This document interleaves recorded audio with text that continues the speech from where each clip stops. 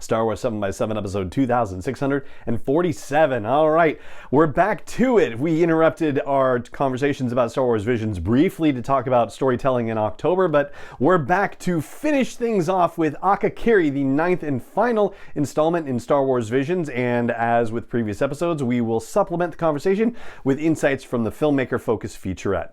Punch it.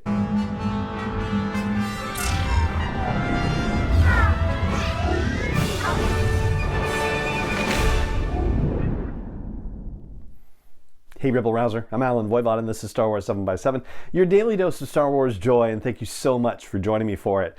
So Akakiri is the 9th and final installment of Star Wars Visions, and as with previous episodes, we're going to talk about 5 top takeaways from the show and supplement with insights from the filmmaker's focus featurette. But there is one extra thing, so I guess maybe it's 6, but it doesn't necessarily apply to the episode itself. I just thought this was really well stated and I wanted to share it with you in case you hadn't checked out those filmmaker focus featurettes.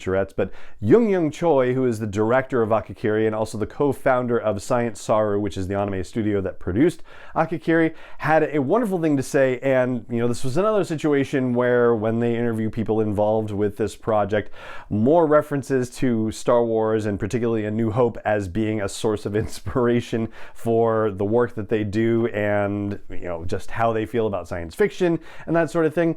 And so in this particular case, she said, "I think Star Wars provides a bridge or a place where everyone can meet in understanding." And you know what? I think I went through that one a little fast, so I'll say it again a little slower. I think Star Wars provides a bridge or place where everyone can meet in understanding. That's Young Choi, who, again, the director of Akakiri and the co-founder of Science Saru. So that sentiment is just so beautiful, and considering that just a couple of days ago it was International Podcast Day, and it was a day that kind of highlights the podcasting community around Star Wars, I mean, that is the kind of microcosm of what Young Choi is talking about, and wanting everybody to meet in this wonderful place, in Star Wars being able to gather this community, and Star Wars podcasting being a similar kind of community gathering around positivity and meeting and understanding. So with that said, let's dive in to the top takeaways. First of all, one of the most obvious ones, I guess, is just the word Akakiri and what that means. So it is a Japanese term for red cloud or red mist or red fog, like that basically. And I guess I should say before I continue any further that we are going to be in spoiler territory for Akakiri, but not too spoilery, I don't think. I mean, yeah, we'll see. I don't think I'm going to be spoiling the whole thing, but fair warning for some elements of it. The whole red mist situation, the filmmakers talk about how intentionally that sort of coloration continues and becomes more prominent throughout the course of the short. And as we progress through the short, the red becomes more and more prevalent, and that is very intentional as the presence of the dark side grows and grows and becomes more influential throughout the course of the short. And I think the only other time that we see red used so prominently as a means of storytelling and enhancing what's happening on screen is with The Last Jedi. And that actually leads me right into the second thing that I wanted to flag for your consideration. It's the fact that there are influences on this short from all across Star Wars movie storytelling. And some of them may be intentional, some of them may not be so intentional. One thing that was intentional, and they talked about this in the filmmaker's focus featurette, is that the 2 guides were meant to be very much sort of an R2-D2 and C-3PO comic relief kind of situation, right? And they almost even have the statures of 3PO and R2, one tall and thin, one short and squat, right? As for the prequel era, well, this is very much a Duchess Satine and Obi-Wan kind of story, because you have a Jedi and a princess, and there seems to have been some emotional connection with them that goes beyond what you might normally see in those circumstances, and that very much reflects what happened with Obi-Wan and Satine. However, I will say that the short, the Akakiri story, does not make this necessarily as clear as it is in the Clone Wars cartoon series, like, where outright Obi-Wan says, "I would have left the Jedi Order if you had asked me to," which, we've talked about that on the show before. Still my opinion that Obi-Wan should have just done it himself if he wanted to. But anyway, Tsubaki and Misa, those are the two characters, Tsubaki the Jedi, Misa the princess. It really does seem like they've had some sort of a relationship, and there's a flashback part where the filmmakers actually said they weren't even sure that they were going to include it, but basically it's like Tsubaki talking to his master about thinking he needs to go back to this planet and help Misa with her current problem. And the conversation that the master and Tsubaki have seems to suggest that there's going to be temptation and it's going to be difficult for the Jedi to resist. And, why would that be the case?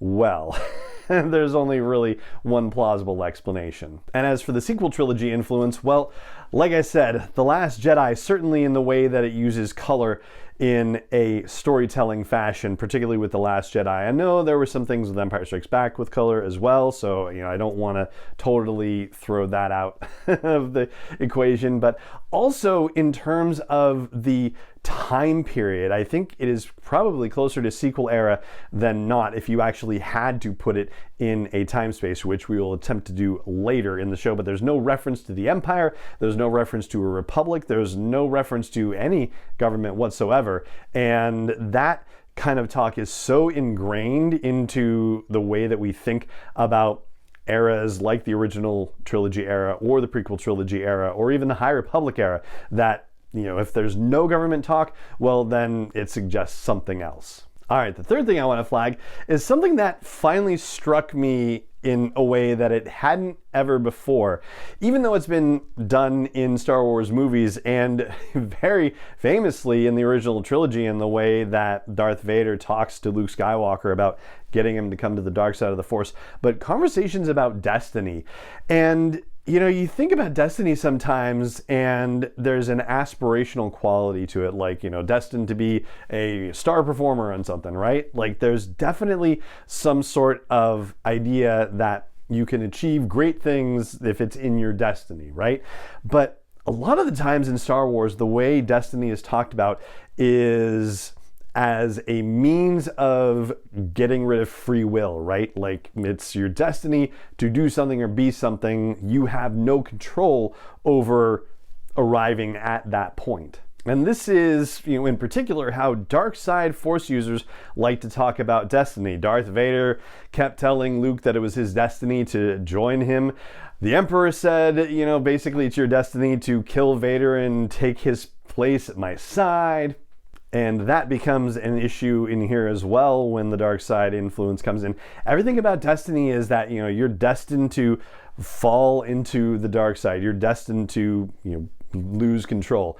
And not only is it a means of saying, okay, you have no free will, but you can also give up your free will and do so without apology, without shame, because it's not your fault. It's predestined.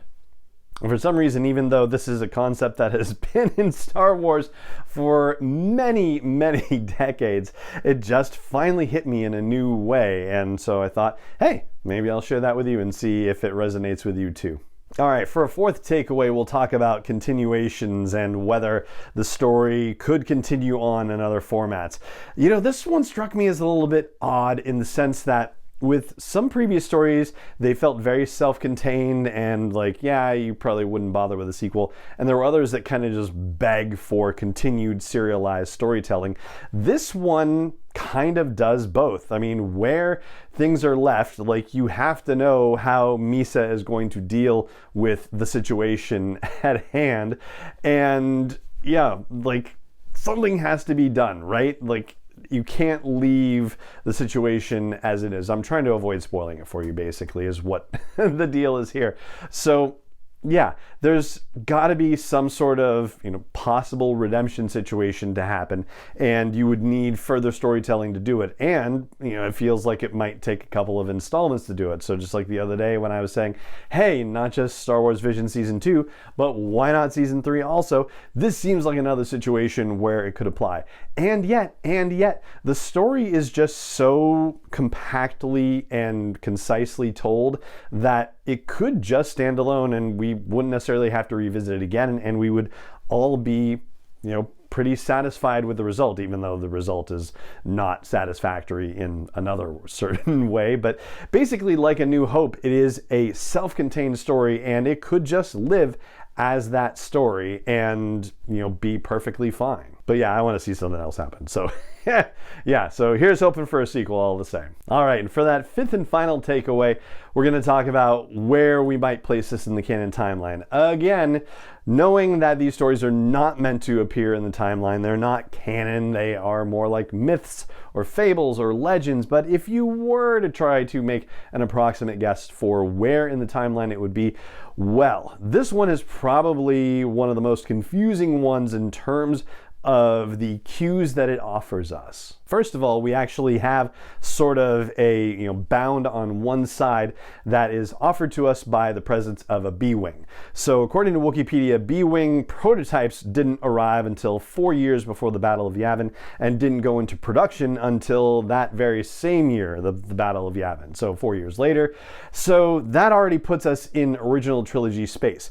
But we have a Jedi walking around freely and seemingly unconcerned about being spotted by anyone and dealing with an active Sith. And so that seems like it doesn't feel original trilogy, basically. That just doesn't seem to fit with the narrative of events. So that means you have to push forward to think about this. And maybe it's all the way past the sequel trilogy situation, because there are Jedi running around, there are Sith running around, that would make sense potentially, and B-Wings are continuing to exist in this time period. They are referenced in, I believe it's Force Awakens, either Visual Dictionary or Incredible Cross Sections. And if you were to think that it happens beyond the sequel trilogy, well then, the lack of a reference to a government situation kind of makes sense, because the First Order has been taken out, but the New Republic, right after the sequel trilogy era at least, or right after the Rise of Skywalker, is still pretty well decimated. It's only been a year after Hosnian Prime's destruction, and so yeah, how much of the New Republic could actually be up and functional and operational? Not all that much, but it does raise the question of whether Rey has been able to train any Jedi in that case. So yeah, that's where it kind of breaks down on that side. So you almost wonder if it's happening in the space prior to The Force Awakens, but where Luke has been training Jedi, and if somehow this might be one, but you would think that the awareness of a Sith operating at that time would have caught Luke Skywalker's attention as well. So, feels really tough to figure out. It just seems like the best possible answer we could arrive at is way ahead of sequel trilogy era storytelling for where this could be set in the timeline. And there you go. That's what I've got for you for Akakiri, which is the final episode of Star Wars Visions. Hopefully the final episode of the first season of Star Wars Visions. And that is going to do it for this episode of the podcast as well. It just remains for me to say thank you so much for joining me for it, as always, and may the Force be with you wherever in the world you may be. 7x7 is not endorsed or sponsored yet by Lucasfilm Limited, Disney, or 20th Century Fox, and is intended for entertainment and information purposes only. Star Wars, the Star Wars logo, all names and pictures of Star Wars characters, vehicles, and any other Star Wars related items are registered trademarks and/or copyrights of Lucasfilm Limited, or their respective trademark and copyright holders. May the Force be with them. All original content is copyright 2021 by Star Wars 7x7. We hope you love it.